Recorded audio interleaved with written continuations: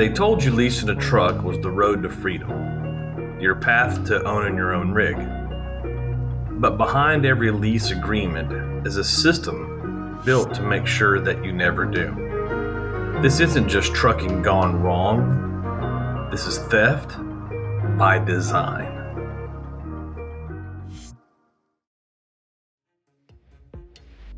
You see, most of these companies don't profit from your freight. They profit from the drivers. One truck, 5 leases, the same debt is recycled.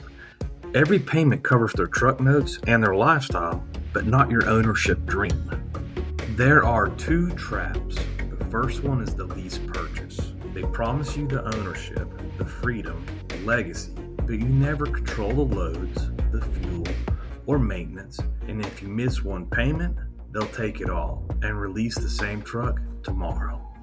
The second is the lease-on. You already own your truck, but you lease onto a carrier. Then comes the 35% off the top, all the deductions, inflated insurance, bogus trailer rents, mystery administration fees. They drain you slow until, as you're realizing, you're hauling for free.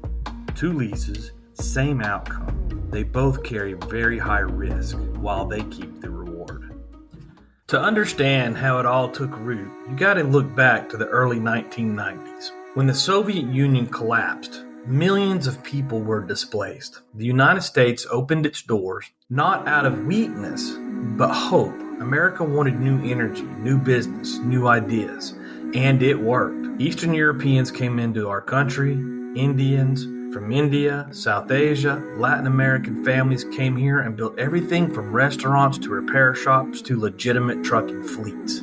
That's what helped shape modern America's backbone, the small business engine that keeps this country moving. But open doors invited everyone, and that included bad actors. Organized groups from the former USSR, parts of India, and across the South and Central America learned to exploit the same opportunities. They saw trucking's weak oversight, the high cash flow, and easy incorporation as the perfect cover. What began as the American dream for some became a gold mine for others who come to take. And while this scam spread across America, one state became its epic center. Illinois became ground zero. From Chicago to Joliet, clusters of these so-called companies exploded after 2000. Often operating at the same industrial parks, office suites, and virtual addresses. The same dispatchers, the same insurance brokers, the same payroll processors. Every time a carrier got caught, it shut down overnight, then it reappeared under a new DOT number the next morning. Same fleet, same game, different name. What looks like dozens of separate carriers on paper is often the same operation in disguise. One address, the same phone number, the same dispatchers, but a different name on the DOT and a fresh set of drivers. That's the shell company machine. It's a low-cost, high-yield system. It's built to hide who really controls the trucks and the money. And here's how it works. An owner sets up an LLC to own a dozen trucks. That LLC subcons dispatch to another, often run by the same people. Insurance through a third, maintenance through a fourth, and on payday, deductions pass through multiple accounts so the trail disappears. When a driver sues or gets angry or starts regulating, starts asking questions, that LLC will dissolve or disappear. A new one forms, the same fleet, new name, fresh DOT numbers.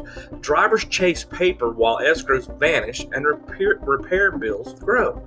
These aren't mistakes. They're all playbook by design. Identical phone numbers, reused addresses, recycled bank routes, fingerprints of a system built to protect thieves and not the truckers.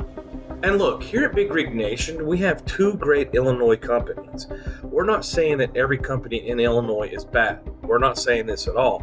But what I'm trying to explain to you is there's thousands and thousands of these companies up here. You're not going to be able to listen to someone on the phone or go look up a review on the internet to find out if they're good or not. So if you're needing help, you need to reach out to us. I'll be gladly to put you in the right direction so you don't lose the next time you try to find a good job. So why isn't anyone stopping it? Because the agencies we rely on weren't built to follow money. The FMCSA tracks safety, hours, logs, inspections, not bank accounts or shell company webs. The IRS and the DOJ can chase fraud, but by the time the audits begin, the LLCs are gone and the cash is offshore. State regulators overlap, leaving cracks wide enough to drive a company convoy through. A driver files a complaint in Illinois, the carrier points to dispatch in Indiana, and a bank in Florida. By the time the subpoena comes back, that company's gone. The system separates safety oversight from financial oversight. No one office does both, and that's how the fraud survives. Fixing this isn't very complicated, but we can't wait for Washington to fix this for us. They're years behind, but you can protect yourself right now. Before you ever sign a lease or contract, ask the questions that make the scammers squirm. Who owns this truck? Where are the escrows kept? Is it in a trust or in the general account? Who controls these repair funds? What's the buyout price? And is it guaranteed in writing in my contract? If they can't show you clean answers, walk away. Get copies of everything. Never trust a PDF that they email you. Print it, mark it, save it. Compare what's in your contract to what's in your settlement. If the math doesn't match, and I mean within like 4 weeks, screenshot everything, timestamp it, and save the evidence. If you need help with this, just send it to Big Rig Nation. We can do it for you in seconds while you're sitting there doing the paperwork for the company. When you fuel up, use your own fuel card if you can, if you have the money for this. If you're forced to use DERS, keep a log of every single purchase, down to the penny. Fuel rebates are one of the biggest hidden scams and theft points in the entire system. And if you've already been burned, don't stay silent. Join driver groups, share your paperwork, expose the scams publicly.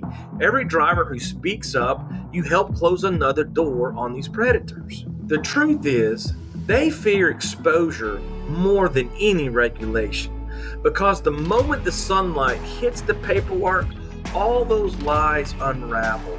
All those hidden fees come out into the public. All of the fuel scams come out into the public.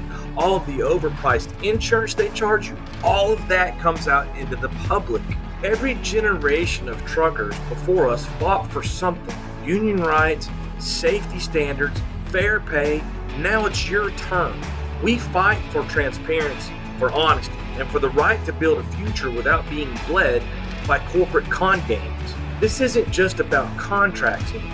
It's about respect. It's about a driver's word, his work, and his family's future. And if we stand together, we'll put the power back where it belongs, behind the wheel. America was built by people who came here to work, not work the system. Honest drivers and honest immigrants built this industry together. It's the scammers, no matter where they're from, who is poisoned. And together, American and immigrant drivers alike, we can take all of this back. Share your video, tell this story, and this is Big Rig Nation, where we don't back down.